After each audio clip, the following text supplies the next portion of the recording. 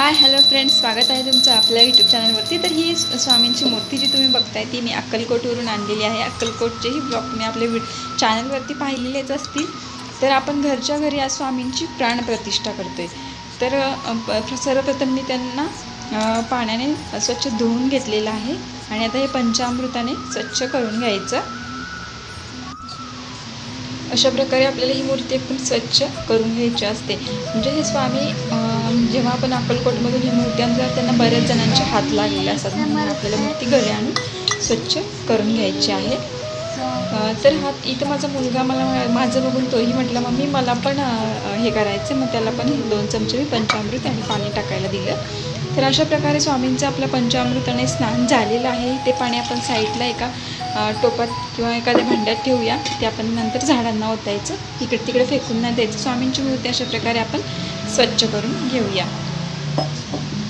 स्वामींची प्राणप्रतिष्ठा आपण घरच्या घरीच करतोय, काही जण ब्राह्मणांना बोलवून सुद्धा करतात।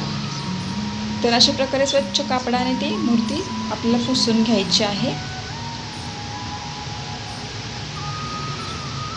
आणि श्री स्वामी समर्थ, श्री स्वामी समर्थ, श्री स्वामी समर्थ, श्री स्वामी समर्थ हा जप कंटिन्यू ठेवायचा आहे।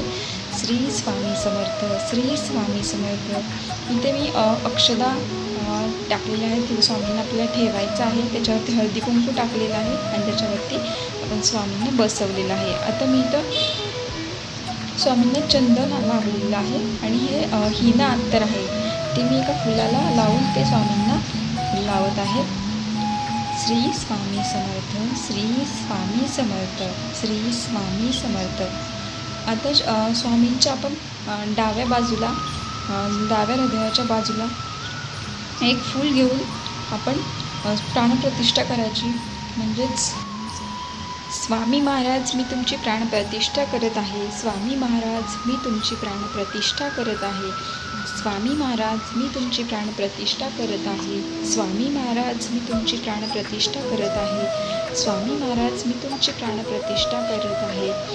तुम्ही माझ्या घरात सदैव वास करावा, तुम्ही माझ्या घरात सदैव वास करावा, तुम्ही माझ्या घरात सदैव वास करावा, तुम्ही माझ्या घरात सदैव वास करावा, तुम्ही माझ्या घरात सदैव वास करावा।